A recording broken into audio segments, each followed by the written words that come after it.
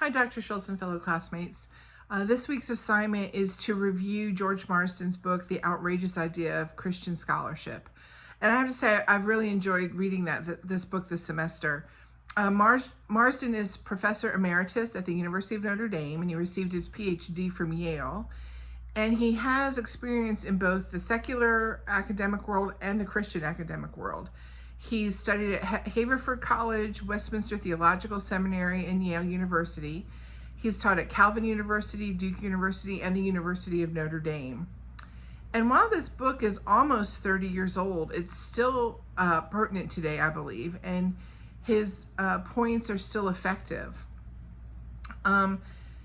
And his ideas have proven to be correct as we look at the liberal view of education, and it's even more pertinent, I think, today than it was when he wrote it 30 years ago. And Marsden believes that Christian scholarship has a place and a right in higher education. Secularism is very vocal about its diversity and its multiculturalism, and Marsden believes that this diversity should include Christianity, and it should be accepted within the secular university world as just a different worldview. But within that, the Christian scholar, that Marsden says, also needs to produce a form of scholarship that other people are going to listen to. And Christianity is truth. Jesus said, I am the way, the truth, and the life. And if Christianity is truth, and truth is the foundation of true scholarship, then Christianity does need to have a voice in this world of education. Marsden speaks of how perception influences our belief system, and that Christians need to create and produce a form of scholarship that not only other Christians listen to, but that the secular establishment does too.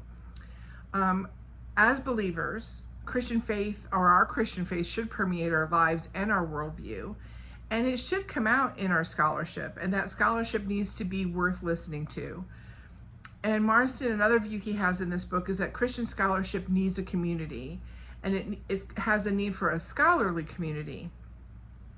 One point I believe in his book that is different than 30 years ago is when he talks about higher education in a Christian university.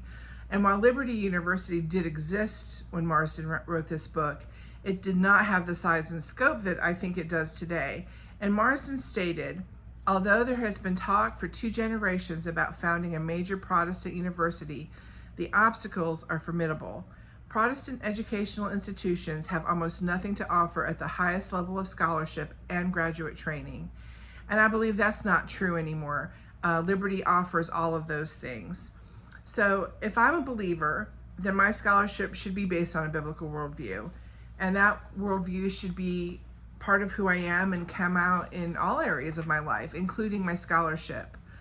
So I believe that this book, for the most part, is very accurate.